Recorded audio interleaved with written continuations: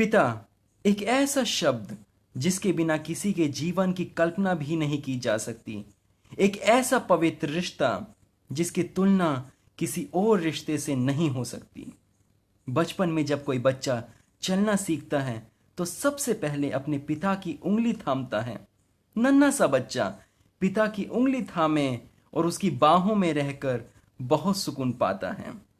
बोलने के साथ ही बच्चा जिद करना शुरू कर देता है और पिता उनकी सभी जिदों को पूरा करते हैं। बचपन में चॉकलेट खिलौने से दिलाकर बड़े होने तक बाइक, कार, लैपटॉप और उच्च शिक्षा के लिए विदेश भेजने तक आपकी सभी मांगों को पूरा करते रहते हैं। लेकिन एक समय ऐसा आता है, भाग दौड़ भरी जिंदगी में बच्चे के पास अपने पिता के लिए समय नहीं होता। इसी को देखकर पितृ दिवस बनाने की परंपरा का आरंभ हुआ। पितृ दिवस अर्थात फादर्स डे, फादर यानी पिता। आचार्य चाणक्य ने 5 प्रकार के पिता की परिभाषा दी है। पहला, जन्म देने वाले पिता, जिसकी वजह से हमें ये शरीर, ये जीवन प्राप्त होता है।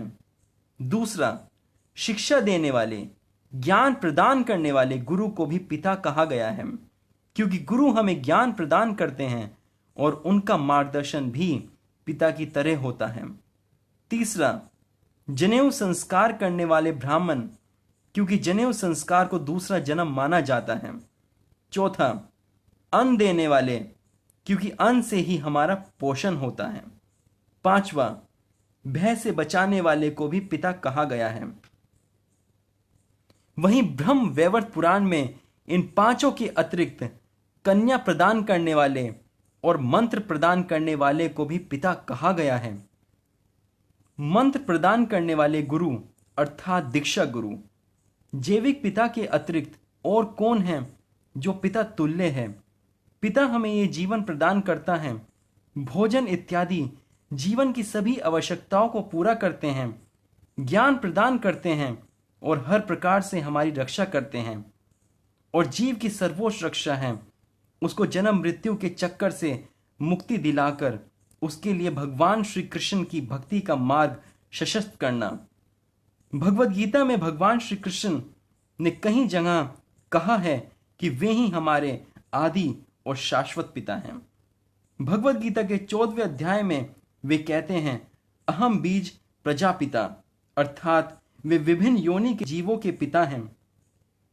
इस फादर्स डे पर हम अपने सभी जैविक और आध्यात्मिक पिता के प्रति ऋणी और कृतज्ञता का भाव प्रकट करना चाहिए।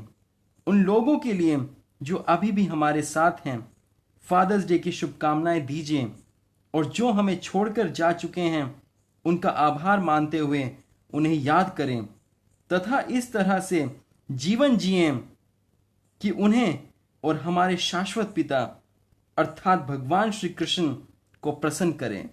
धन्यवाद।